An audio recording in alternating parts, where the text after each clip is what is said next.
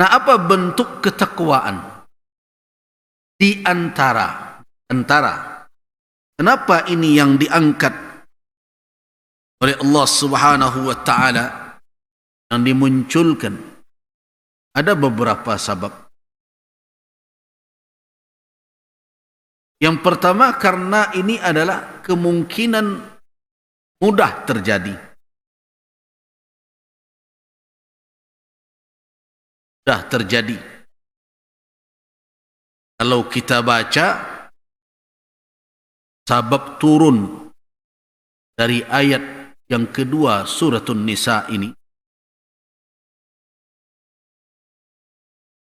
Muqatil bin Sulaiman rahimahullah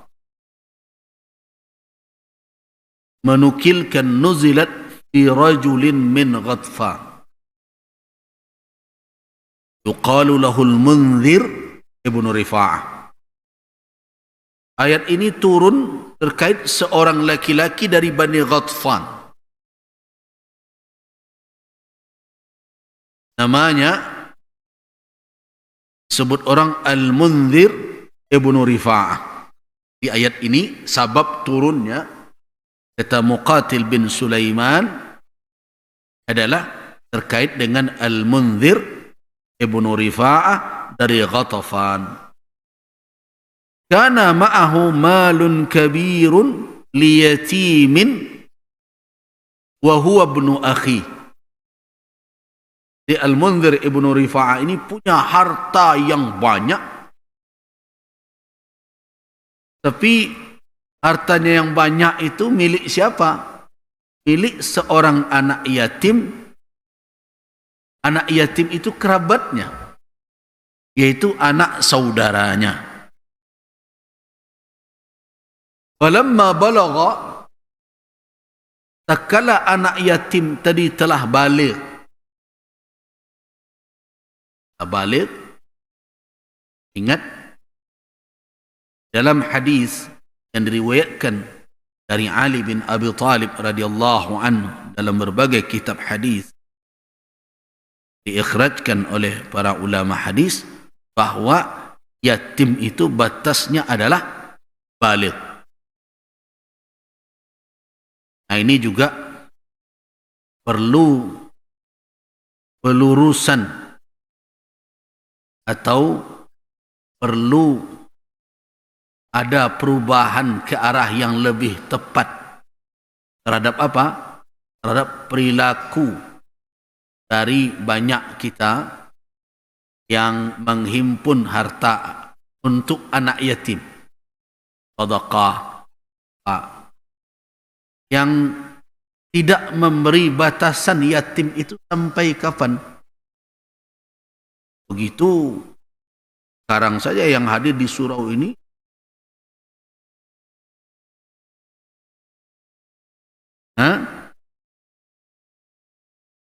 kan begitu. Yang hadir sekarang ini mungkin lebih separuh yatim semua ini, kalau tidak berbatas. Jadi hadis Ali bin Abi Thalib radhiyallahu an riwayatkan oleh Al-Imam Daud dan lain-lain itu, la yutma ba'da al-ihtilam, tidak ada yatim setelah apa? Setelah baligh. Nah, di dalam penjelasan Muqatil bin Sulaiman ini jelas begini pengamalannya dahulu. Walamma balagha, pengamalan dari petunjuk Rasul bahwa kalau sudah baligh tidak yatim lagi.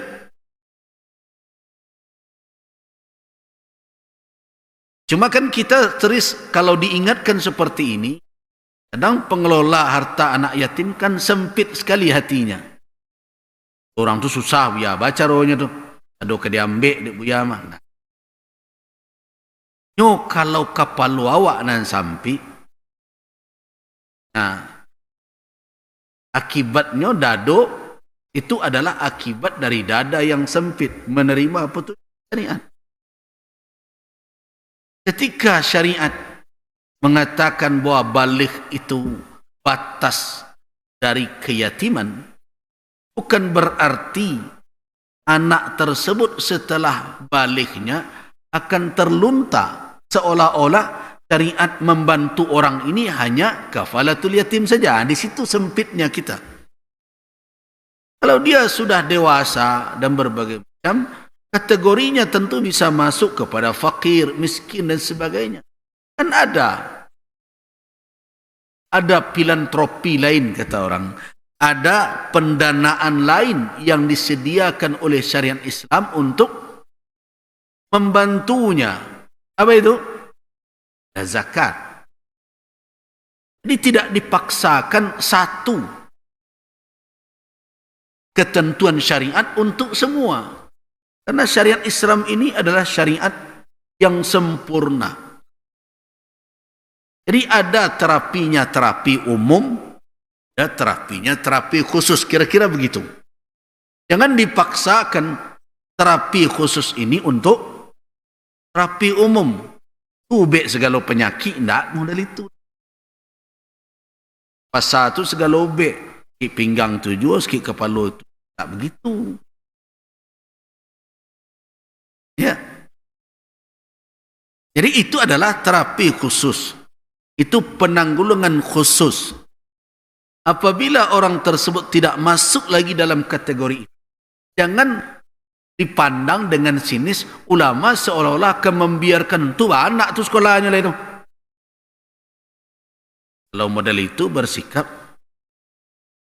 dia dan sampai kepala awak dan bertarah namanya. Bertanya kembali kepada ulama, tu baca ronyo butuh bantuan pendidikan bu ya. Yo ndak dari situ lah itu. Indak dari pos anak yatim itu lagi. Yang dana yang terhimpun untuk anak yatim tadi, ya diberikan kepada anak yatim yang lain. Kan ada pula anak yatim baru. Yang perlu kita perhatikan. Terus kebutuhan dia bagaimana? Tuh zakat yang dikumpul Assalamualaikum. Kan bisa diberikan kepadanya. Memang dia berhak. Apalagi dia dalam kategori fakir, miskin. Dia mesti bersekolah. Kenapa? Kebodohan bisa lebih berbahaya. Dan jika diingatkan begitu, banyak orang yang mengelola harta anak yatim kesal. Nah, ini menandakan bahwa kita di dalam beramal itu belum lagi tulus menerima petunjuk syariat di dalam jalankan tugas-tugas tersebut. Sama dengan urus masjid ketika diingat, hentikanlah lai meminta-minta infak di tengah jalan tu, berang tu.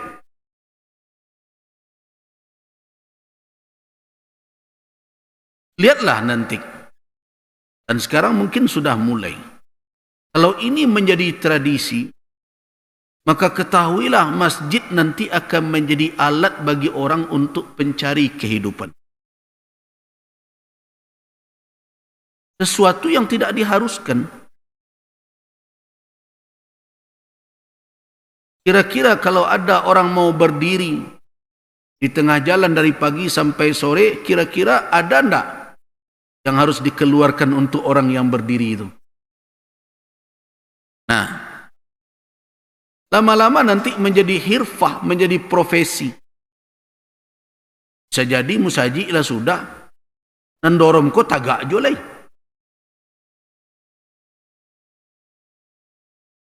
Nah, apakah patut atas nama rumah Allah?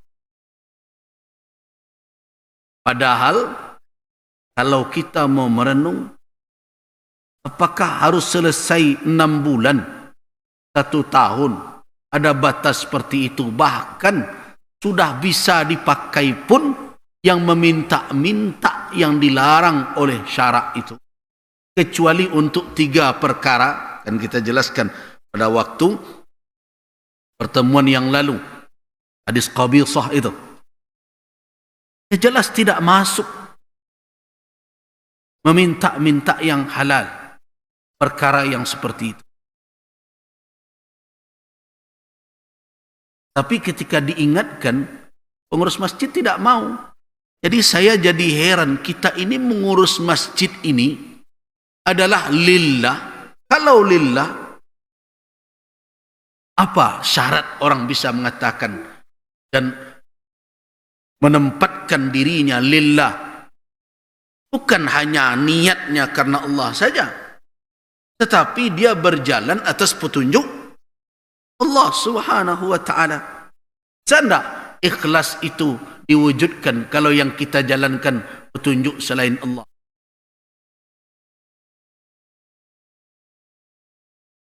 Makanya ketika Allah Subhanahu wa ta'ala mengingatkan agar mukhlisina lahuddin, apa maknanya itu? Ikhlaskan untuk ad-din. Bermakna dua sisi. Ad-din itu satu sisi petunjuk terima darinya dengan ridha, dengan tulus, dengan syahwat kita yang ke depan. Yang kedua, amal itu untukkan untuk kita bicara mengikhlaskan ad-din untuk Allah. Apa maknanya? Terima petunjuknya dengan ridha. Urusan tak sesuai jo selera awak tu kaji ke belakang tu, buang itu. Dari awak mau ikut, tapi dek syarat tak seperti itu. Jalanan bukan tempat meminta-minta. Tapi dek awak jadi tu awak bisa membangun amanah yang kini dahuluan. Kandak selera awak atau petunjuk syariat.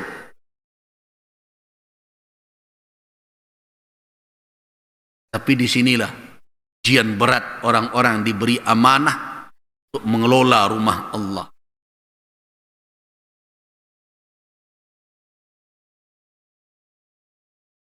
Memang godaan itu ada. Saya ingat betul awal-awal surau ini. Ada orang datang, kalau kita terimalah zakat ketika itu dia saja sudah bisa menyelesaikan surau. Terima zakat. Selesai itu. Kita melihat walaupun ada pendapat ulama satu kaul yang mengatakan bahwa fi sabilillah itu masuk membangun apa saja a'malul khairat. Kita melihat betapa banyak orang-orang fuqara dan masakin yang membutuhkan. Sedangkan surau ini tidak mesti harus selesai dalam 3 hari, dalam 3 bulan, dalam 3 tahun. Karena itu mungkin bapak dan ibu-ibu yang awal dulu kita mengaji berdingin. Bahkan ada dahulu ketika masih di pondok depan itu, kemudian di aula yang tidak berdinding dengan atas semua. Tidak bisa memaksakan. Ini adalah bahagian dari hikmah kita. Jadi jangan sempit hati ketika kita diberikan petunjuk. Karena ulama menyampaikan itu kepada kita demi keselamatan kita. Tujuan kita berbuat baik, tetapi ketika keliru cara yang kita lakukan, maka dia tidak dipandang sebagai kebaikan. Tidak cukup hanya niat. Ingat, tidak cukup hanya betul innamal a'malu binniyat. Apa yang kita sering baca, sering tegaskan, fokuskan binniyatnya saja. Lupa enggak al-a'malnya?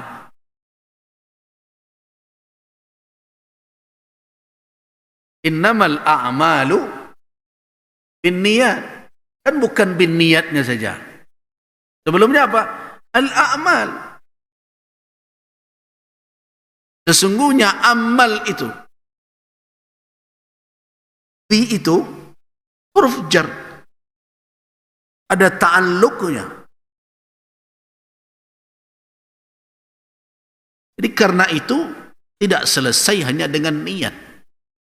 Niat yang baik harus, niat lillah harus, niat ikhlas harus, tetapi amal yang dilakukan dengan niat itu juga harus berdasarkan petunjuk dari syarak, baru dia dipandang sebagai amal.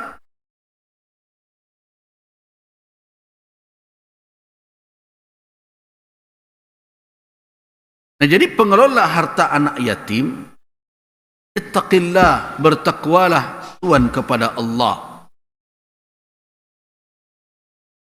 bahwa yang dikatakan yatim adalah mamata abuhu, siapa yang wafat ayahnya. Nah, ada juga yang memaksakan anak piatu lebih merasai.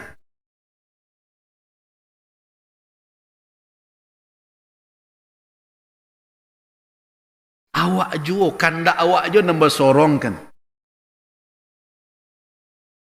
Syariat telah mengatur itu. Yang dikatakan yatim apa?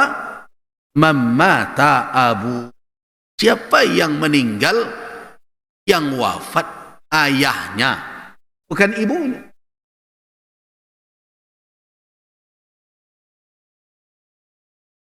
Nah, kemudian kita beralasan lagi dengan keadaan, oh kenyataannya banyak anak piatu lebih merasa anak yatim. Kalau kenyataan yang tidak benar, jangan ketentuan syarak yang dirubah. Kenyataan harus dipelok. Kenyataan itu salah namanya tuh. Jangan kenyataan yang menjadi ukuran sehingga syariat ditundukkan kepadanya. Keliru dalam bahagamu. Kok kalau kenyataan dan kini kok anak gadi je nak bujang berpacar-pacaran tu baca rohnya leh. Jadi halalkan saja model itu. Kenyataan model itu tidak bisa. Tidak semua kenyataan ini benar. Ada kenyataan yang menyimpang disebabkan berbagai faktor. Nah, kehadiran syariat untuk apa? Untuk meluruskan yang bengkok itu. Untuk mengembalikan yang keliru, yang sesat jalan itu yang benar. Jadi jangan dijadikan alasan anak piatu kenyataannya lebih payah daripada anak yatim.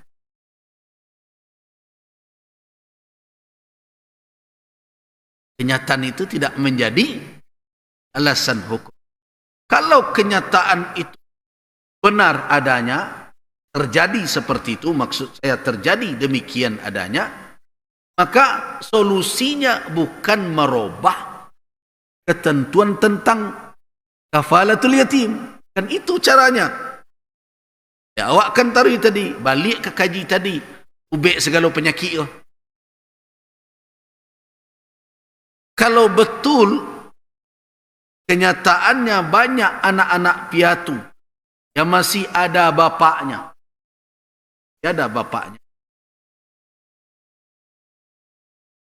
lebih menderita dibandingkan anak yatim, bukan berarti pengertian yatim yang dirubah.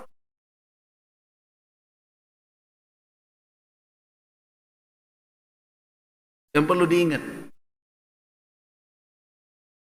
bukan berarti pengertian yatim yang dirubah. Bukan berarti peruntukan untuk anak yatim yang kita ambil untuk diberikan kepada anak piatu. Nah, itulah maknanya menjadikan agama sebagai petunjuk. Kalau kita robah ketentuan syarak, berarti menjadi petunjuk alai. Dan terjadi itu menjadi agama jadinya oleh di syariat dicocok-cocokkan nanti.